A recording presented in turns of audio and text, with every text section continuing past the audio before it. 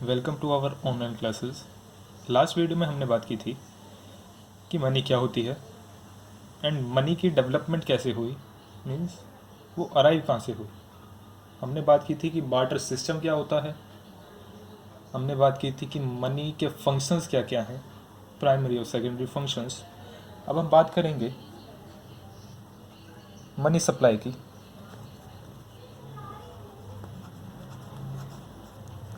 Money supply का मतलब क्या है? मनी सप्लाई का मतलब है कि जितने भी करेंसी पब्लिक के हैंड्स में है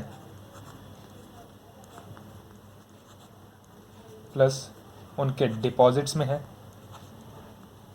चाहे वो डिपॉजिट्स किसी भी तरह के हों, चाहे वो टाइम डिपॉजिट्स हों या फिर डिमांड डिपॉजिट्स हों, प्लस जितने भी डिपॉजिट्स आरबीआई के साथ हैं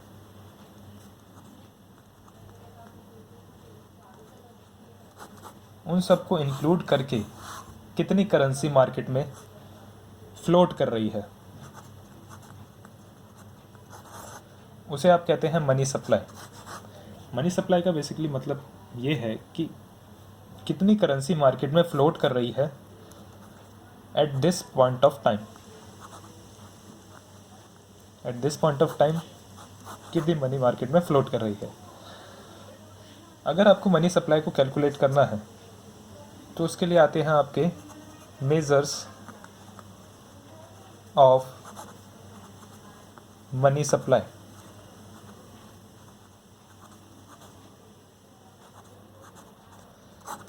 सबसे पहली बात, मनी सप्लाई कौन कौन करता है? मनी सप्लाई करता है आरबीआई यानी reserve bank of India. Reserve bank of India का काम है मनी को प्रिंट करना प्लस मार्केट में जब उनकी ज़रूरत है उसे मार्केट में रिलीज़ करना। दूसरा point, government of India. Government of India mint करती है कॉइन्स। आरबीआई अगर पेपर नोट्स प्रिंट करता है तो गवर्नमेंट ऑफ इंडिया का काम है कॉइन्स को प्रिंट करना या फिर मिंट करना, तो वो काम करता है आपका मिनिस्ट्री ऑफ फाइनेंस इंडिया का। तीसरा, कमर्शियल बैंक्स हेल्प करते हैं आपकी थ्रू क्रेडिट क्रिएशन। आगे हम इस टॉपिक के बारे में बात करेंगे। तो मनी सप्लाई मेज़र कैसे होती है, मेन टॉपिक हमारा ये है। मनी सप्लाई मेज़र करने के लिए आपके पास 4 कंपोनेंट्स हैं, M1, M2, M3 and M4। M1 क्या है? M1 मतलब मेज़र 1। मेज़र 1 आपको बताता है कि आप इसमें इंक्लूड करेंगे सारे currency with in the hand of public. आप इसमें इंक्लूड करेंगे सारे डिमांड डिपॉजिट्स। आप इसमें इंक्लूड करेंगे सारे अदर डिपॉजिट्स विद आरबीआई। इसका मतलब currency and coins with public. इसका मतलब डिमांड डिपॉजिट्स।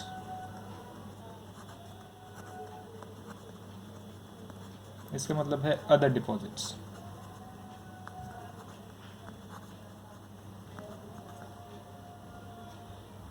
तो M1 आपको मेज़र करता है सारी currency with in the hand of public. Currency किसी भी फॉर्म में हो, चाहे वो पेपर नोट्स या फिर कॉइन्स। आपके डिमांड डिपॉजिट्स अकाउंट में जितने भी अमाउंट है प्लस अदर डिपॉजिट्स जो आरबीआई के साथ हैं वो इंक्लूड करते हैं आप M1 में। Next M2। M2 आपका डील करता है M1 plus savings with post office saving bank.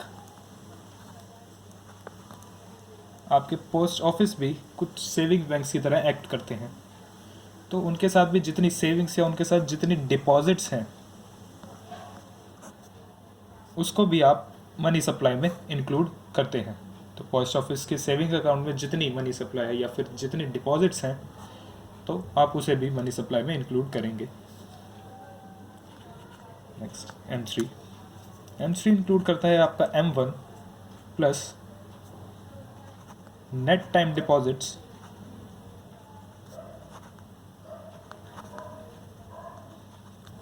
With commercial banks. Banks के साथ आपके जितने भी नेट टाइम डिपॉजिट्स हैं, जैसे टाइम डिपॉजिट्स में आप ऐड करते हैं फिक्स डिपॉजिट्स, उसमें आप ऐड करते हैं रिकरिंग डिपॉजिट्स जो एक फिक्स पीरियड ऑफ टाइम के लिए होते हैं, तो आप उन्हें कहते हैं टाइम डिपॉजिट्स। तो टाइम डिपॉजिट्स भी आप इंक्लूड करेंगे मनी सप्लाई को कैलकुलेट करने में, क्योंकि वो भी एक तरह के डिपॉजिट्स हैं। M4 कहता है ओवरऑल सबका सबमिशन, तो M4 में आप इंक्लूड करते हैं M2 प्लस आपका नेट टाइम डिपॉजिट्स, या फिर बुक्स में कई बार गिवन होता है M3 plus deposits with post office saving account excluding NSC का मतलब होता है नेशनल सेविंग सर्टिफिकेट को आप हमेशा एक्सक्लूड करते हैं। नेशनल सेविंग सर्टिफिकेट को आप हमेशा एक्सक्लूड करते हैं। तो M4 का मेजर होता है M3 plus deposits with post office saving account excluding NSC। ऐसा क्यों करा हमने? आपको इंक्लूड करना है सारा M का ऑप्शन, यानी M1 C D D O D with RBI, जो कि आप M3 में भी इंक्लूड कर रहे हैं। प्लस M3 में आप इंक्लूड कर रहे हैं नेट टाइम डिपॉजिट्स, तो आपने M3 को एज इट इज़ लिखा। फिर आपका एक कंपोनेंट बचा ओवरऑल, ये था deposits with saving post office या फिर deposits with post office saving account, उसे आपको ऐड करना था। इसलिए ये तीनों मेजर्स को मिलाकर M4 बनता है। हमने तीनों को एज इट इज़ इसलिए ऐड नहीं किया क्योंकि अगर हम इन तीनों को एज इट इज़ ऐड कर देते तो यहाँ पर M1 की मोर देन 3 बार काउंट हो जाता है M1। तो डबल काउंटिंग या फिर ज़्यादा काउंट होने से बचने के लिए आपने सिर्फ एक मेज़र लिया। आप इसे ऐसे भी लिख सकते हैं, या फिर M2 plus net time deposits, या फिर M3 plus deposits with post office saving account. Okay, next topic जो हम स्टार्ट करेंगे वो है बैंकिंग। बैंकिंग क्या होता है? बैंकिंग पढ़ने से पहले आप पता होना चाहिए बैंक्स क्या होते हैं। बैंक्स एक फाइनेंशियल इंस्टीट्यूशन है, या बैंक एक फाइनेंशियल इंस्टीट्यूशन है जो आपके डिपॉजिट्स एक्सेप्ट करता है और आपको लोन ग्रांट करता है, प्लस और भी सारी फाइनेंशियल सर्विसेज आपको प्रोवाइड करता है, जैसे इंश्योरेंस है, टैक्स सर्विसेज हैं, आपके अदर टाइप्स के डिपॉजिट्स हैं, आपके ओवरड्राफ्ट फैसिलिटीज़ हैं, एंड एसेट्रा एसेट्रा। तो बैंक का मतलब होता है कि एक फाइनेंशियल इंस्टीट्यूशन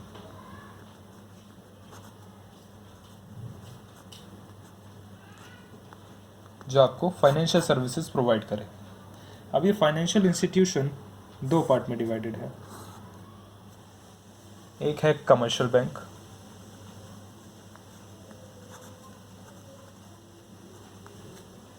एक है आपका central bank. Commercial bank and central bank. Commercial bank आपको क्या कहता है? कमर्शियल बैंक आपको कहता है कि एक ऐसा बैंक जो लोन एक्सेप्ट करे,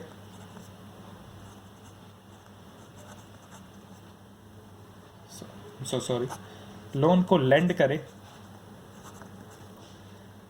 और डिपॉजिट्स को एक्सेप्ट करे।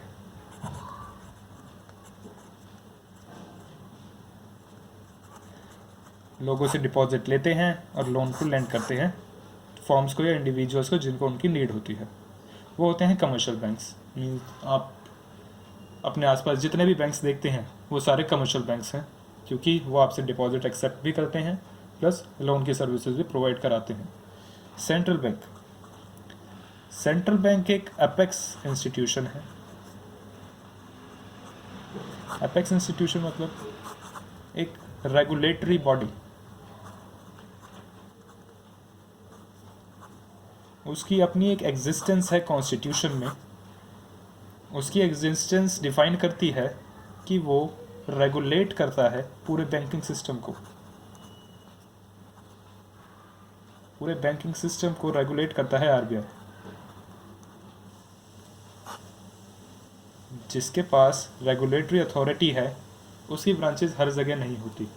मींस वो कुछ जगह रहकर हर बैंक को रेगुलेट करता है या पूरे फाइनेंशियल सिस्टम को रेगुलेट करता है, तो वो सेंट्रल बैंक है। हर कंट्री का अपना एक सेंट्रल बैंक होता है। इंडिया का सेंट्रल बैंक है आरबीआई, यानी रिजर्व बैंक ऑफ इंडिया।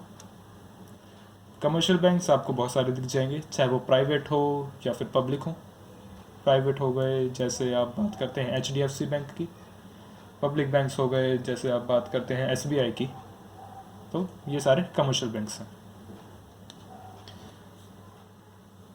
हम आगे डिफाइन करते हैं कि कमर्शियल बैंक्स के फंक्शंस क्या होते हैं। कमर्शियल बैंक्स के फंक्शंस क्या होते हैं। कमर्शियल बैंक्स के मेनली दो फंक्शंस होते हैं, primary function and secondary function. Primary function, primary function आपको बताता है कि मेन फंक्शन किसी भी कमर्शियल बैंक का होता है डिपॉजिट्स को एक्सेप्ट करना,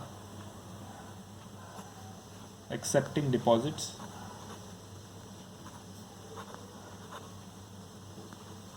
डिपॉजिट्स किसी भी तरह की हो सकती हैं, जैसे डिमांड डिपॉजिट्स, टाइम डिपॉजिट्स, आपकी हो गई saving deposits, etcetera etcetera. Deposits काफ़ी तरह की होती हैं। डिमांड डिपॉजिट्स का मतलब है करंट अकाउंट, जो बिजनेसमैन के लिए खोला जाता है। टाइम डिपॉजिट्स जो एक फिक्स पीरियड ऑफ टाइम के लिए, अब अगर आप किसी बैंक में मनी डिपॉजिट करते हैं तो आप टाइम डिपॉजिट्स कहते हैं। वो डिपॉजिट्स एक्सेप्ट करता है किस लिए, ताकि वो कमर्शियल ट्रांजैक्शंस को परस्यू कर सके। कमर्शियल ट्रांजैक्शंस के लिए, कमर्शियल ट्रांजैक्शंस जैसे कमर्शियल ट्रांजैक्शन इंक्लूड करती हैं आपकी सारी transaction related to transfer of money plus related to business transfers, वो सारी आपकी कमर्शियल ट्रांजैक्शंस आती हैं। तो काफ़ी सारी फर्म्स बैंक्स के थ्रू अपना मनी ट्रांसफ़र करती हैं या फिर पेमेंट एक्सेप्ट करती हैं, तो वो सारी होती है कमर्शियल ट्रांजैक्शंस, और वो इन डिपॉजिट्स के थ्रू भी कन्वीनियंट होता है। नेक्स्ट आपका है लैंडिंग लोन्स।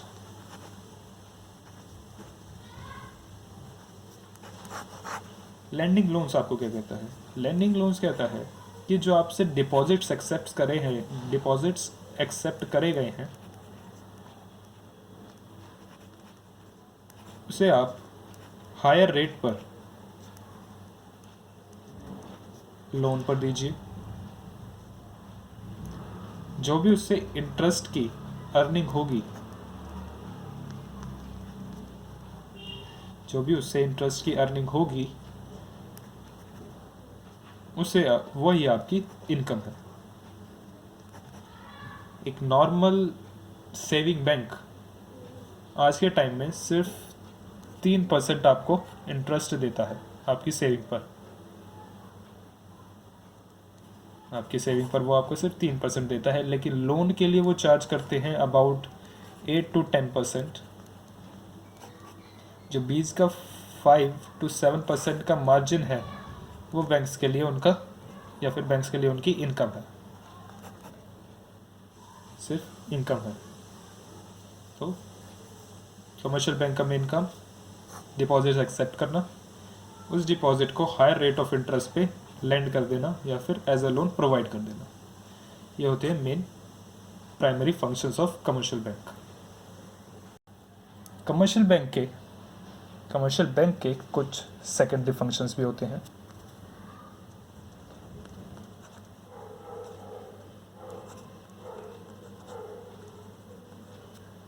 सेकेंडरी फंक्शंस भी होती हैं कुछ कमर्शियल बैंक्स की।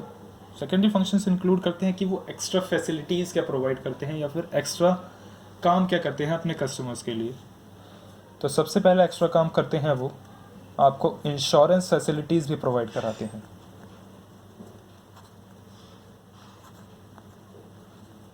आपको इंश्योरेंस फैसिलिटीज़ प्रोवाइड कराते हैं। सेकंड, आपके बिल्स ऑफ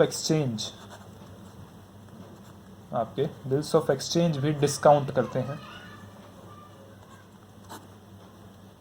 मीन्स कई थर्ड पार्टी ट्रांजैक्शंस जो कि बिल्स एक्सचेंज करते हैं अपने बिल्स पेएबल और बिल्स रिसीवेबल्स, तो उनको भी डिस्काउंट बैंक के थ्रू कराया जा सकता है। नेक्स्ट,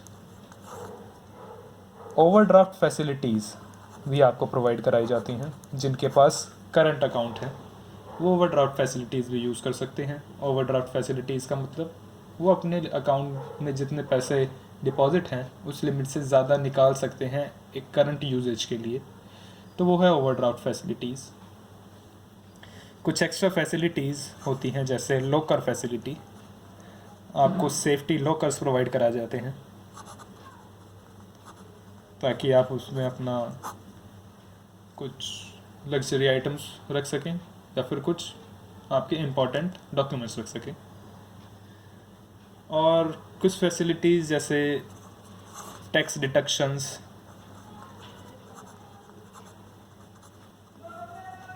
की कंप्यूटेशंस में हेल्प करते हैं बैंक आपको, आपके लीगल चार्जेस कैलकुलेट करने में हेल्प करते हैं आपकी, एसेक्ट्रा एसेक्ट्रा, और भी काफ़ी काम है। तो मेन सेकेंडरी फंक्शंस जो आपके हैं वो है इंश्योरेंस फैसिलिटीज़ आपको प्रोवाइड कराई जाती है, बिल्स ऑफ एक्सचेंज डिस्काउंट कराए जाते हैं, ओवरड्राफ्ट फैसिलिटीज़ आपको मिलती हैं, लॉकर फैसिलिटीज़ आपको मिलती हैं और टैक्स डिडक्शन भी होता है। तो ये है आपके प्राइमरी और secondary functions of commercial bank. Hope you like this video. Thank you very much.